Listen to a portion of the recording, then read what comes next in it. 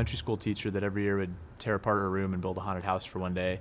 And so then I would go home and do that. So in elementary school, I'd stand out in the yard, set up a few props, drop a ghost out of the tree, and it just grew and grew and grew. And then I worked at a local haunted house for 1 year as an actor.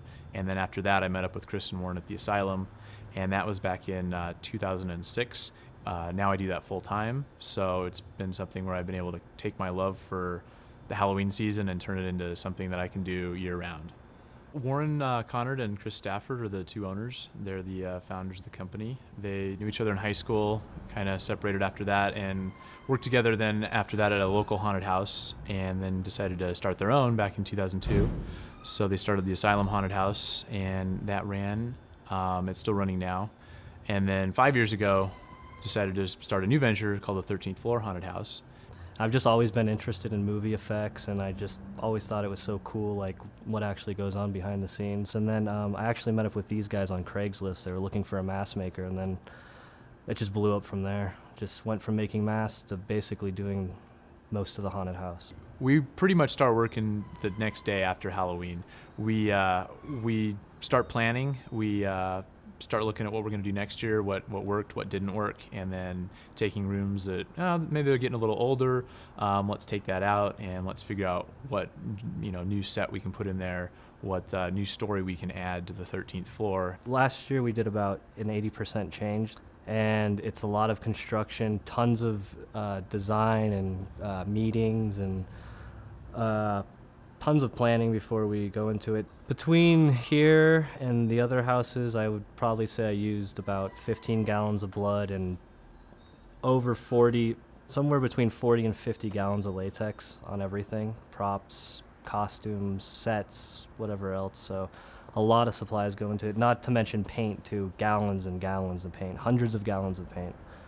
Casting and crew is a huge feat here. We hire about 150 different crew members throughout the season. Most people have that favorite spot that they want to do. We've got zombies are big right now, so a lot of people come to us, especially since we have 2 zombie haunted houses, and say, hey, I want to be a zombie.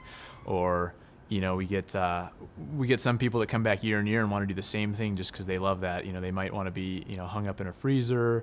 You really find people that really take that character and just want to continue developing it and growing it into, just this crazy monster.